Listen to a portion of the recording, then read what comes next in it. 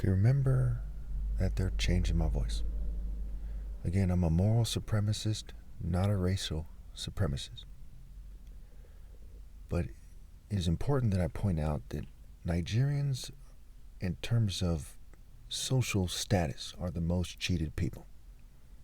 For those of you who are racist, keep in mind that me pointing this out is not going to help them get to the top or something.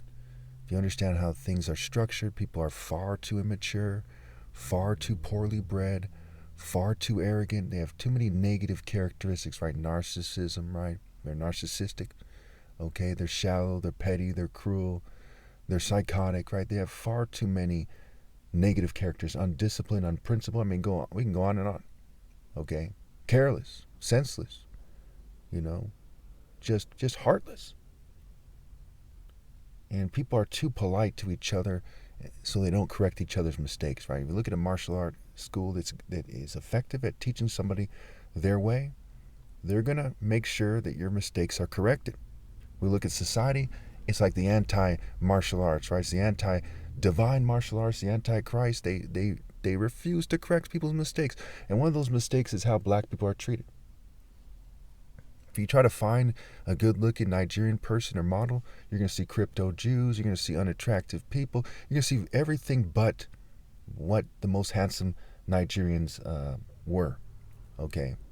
Because of the colonial breeding, the neo-colonial breeding, because of who gets what job and why, who's healthy and why, and who's breeding with who and why, they've really changed the way everyone looks, and they've taken the most from Nigerian people, okay?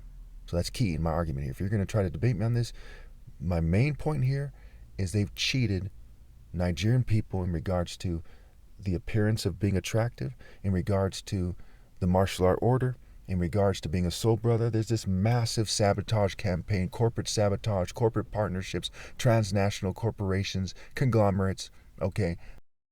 There's a massive and concerted effort to cheat black people, to the point where I grew up mad at white people because when I was really young, among other reasons, mind you, when I was really young, I had a desire to want to be, blonde hair, blue-eyed, and white-skinned, and I don't think it's a coincidence. That has to do with the psyops, the story for another day. And I wasn't very attracted to black females. I didn't think that there was very many attractive black females out there. Okay. So I grew up wanting to date a black-haired, white-skinned female. And I eventually be engaged to one, mind you. And I grew up thinking there weren't that many attractive black females out there. Now, some of you might think, hey, well, that's great. Let's keep doing it. I grew up very angry at white people with a very low opinion of them because of this. I saw it as generational sabotage. I saw it as society's petty and they're superficial. People would say things like, hey, it's superficial to date someone just because they're pretty or just because they have money. So I saw them as a very shallow and oppressive group of people that generally had no sense. And every once in a while some cool white guy was there and that's about it. So it did not help him. I didn't see him as ideal. Only when I was a little kid, because of cartoons, Captain America, Johnny Flame, did I want to have blonde hair and blue eyes and white skin. Okay. It was pretty straightforward. It did not help him. Covering up African prowess does not help you. We all inherently know that black people tend to be the most, well, they basically are, their spectrum goes beyond others in terms of sincerity, being a soul brother, being deep, what have you. And that's part of what this video is about. It's about clarifying Amos 9:7. What does it mean to be the same as the Cushites? They don't mean that you have the same physical prowess or that you're as deep as the Cushites, okay? He's saying that you have the same opportunity to be right with God in terms of as family lines, as individuals, as groups of people, right? But if you build in a righteous way for generations and other groups and other races don't, you're going to pass them. That's basic justice. If some group of people has been scrambling to be the top martial artists and be close to God to the best of their ability, and another group of people has tried hard to be oppressors, what's going to happen? They're going to pass them. There's nothing racist about pointing this out. Okay? The laborer is worthy of his hire. Pay the worker their wages is what the Bible says.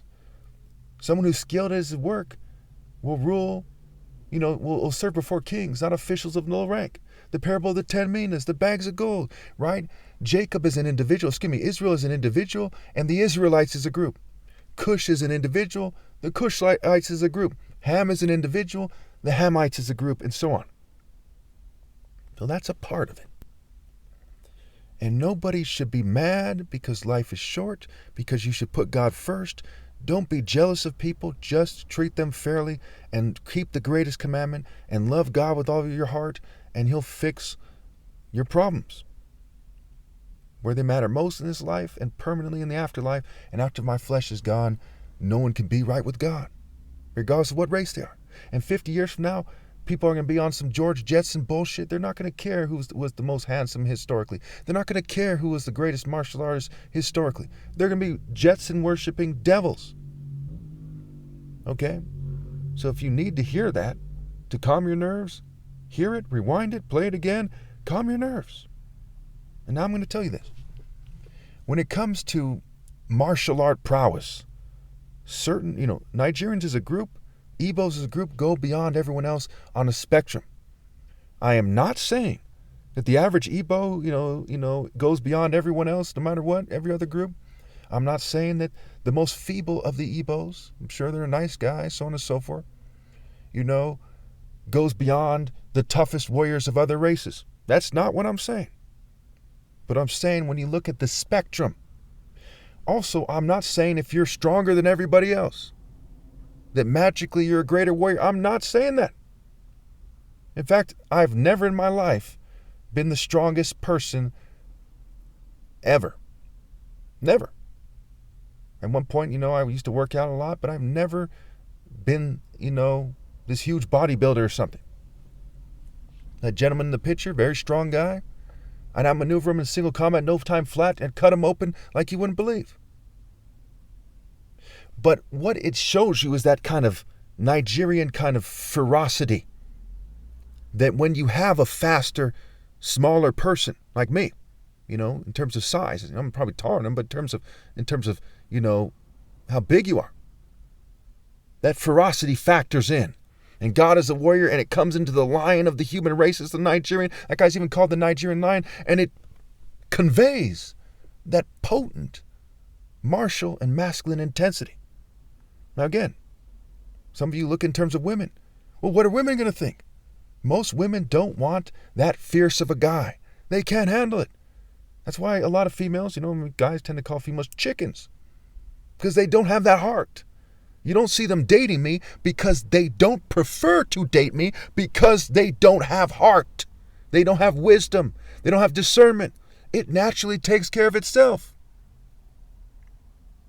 They tend to be gold diggers and date within their own races and traditions and religions. They don't have that wisdom to being a true human being, to being a true divine person, and to do what's right. So they shun me. If a woman had even a speck of womanhood, you couldn't threaten her whole family with murder to keep her from dating me. Okay, she would date me. She would say, "Go to hell. He's Jesus. Shut up immediately. There's nothing you can say. That man is Jesus." They never grew up when they can't say that. And they never grew up and they aren't saying that. Keep in mind, there's a bunch of gay whites and Jews and LGBT people in social clubs, and they change my voice and they try to make it so I sound, worried, and they fume me and they poison me, and it has an effect on the sound of my voice in person as well. And that is some bitch ass shit. If you think you help your people by changing the sound of someone's voice and try to make it so they sound afraid, boy, that is a bitch move. Think about what that does to your souls, your offspring's souls, the spirit of your people. I mean, give me a break, man. That is fucking pathetic. And then there's a bunch of, bikers that think it's smart to join in with the harassment that's taking place. Okay? While there's these weirdos behind the scenes, like, to tweak it a little bit, trying to make them sound scared. I mean, my goodness. Talk about an unholy alliance, right? The two become one flesh, right? Anyway, when biker people decided to join in the harassment campaign, they offered themselves as an example, give them, pause it for a second, say thank you for offering yourself as an example to your shame. Okay. No one in their right mind would say that some white biker goes beyond a strong Nigerian or the top martial artist of Nigerian descent, they wouldn't say it. They would not say it. They may as well be wearing a fucking tutu. They make that argument. And I say this to make an example of the person who just rode by and I had to pause it and so on and so forth. It's fucking retarded to persecute me and to think that you're advancing your racist masculinity or some fucking retarded, pathetic, stupid. Part of the difference between being a brute, it's part of some group of brutes, and being a wise person, the wisest, who's the top martial artist ever. Write that down, remember it well, put it on the tablet of your hearts, put it on your wall. Again, I'm not a racial supremacist, but if you harass me, especially when I'm making these important points, you're not doing your races any favor. God judges people as groups and as individuals. So when you see that it says Ham begot Cush, Cush begot Nimrod, it's like saying Africa, right? Ham and Africa is Ham and Canaan was Ham. Mizraim, Cush, right? It's talking about these people. That's where man started, and they spread throughout. That's why, Ethiopians look similar to some Nigerians, what have you. They're talking about the greater African genome. Okay, the migrations of people, who went where and why. Sub-Saharan African, on and on and on. Okay, so it really is getting at Sub-Saharan African, where they come into contact with them. So Ham begot Cush, Cush begot Nimrod. So Africa and Canaan, right? That area. Africa extending into Israel, right? Because Ham begot Canaan as well. Africa begot, black Africans. And black Africans begot people more like the greatest warrior of Nigerians, Nigeria being the most populated country, mind you, and the most diverse country by default, basically in the world in terms of racial diversity, in terms of people who are best described as indigenous to that land, basically. It must be the case. So Africa and Canaan, right, in Israel, begot black Africans, and black Africans begot this the greatest warriors of Nigerians, and the greatest warrior of the greatest warrior is Nimrod. Okay, that's what it's saying. Ham begot Cush, Cush begot Nimrod, and that type of person, far from Nigeria, right, but from that genome, founded a Babylon. Now this gets tricky, right? Because genetics are tricky. Gene expression. Some Ethiopians are big black guys, but if you did a DNA test, they would be different than Nigerian. But why do they have certain commonalities? You see what I'm saying? They know their body's shaped the same way, There's certain differences. It wouldn't necessarily show in a genetic test. They would seem more like the Ethiopians around them than they would seem like the Nigerians in Nigeria. So what it's getting at, right, especially when it says he was a mighty warrior before the Lord, it doesn't say much about him. It says he's a mighty hunter, mighty warrior before the Lord. The first conqueror, first great warrior, greatest warrior on the planet. It says things like this when you look at the translations. But it doesn't say much more.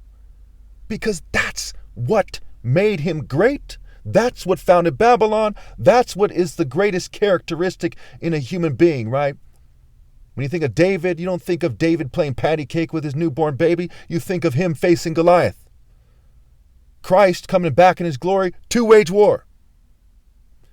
So we look at this thing as knowing that God's chosen martial art order is Royal African Falcon Martial Order. It's Nigerian, it's Igbo, and it's me. I'm the king of all of humanity. And that's also what these pictures on the screen show you. I don't know how many pictures I'll use. I might just use one picture with, I haven't made up my mind on that yet, but that's that. Okay.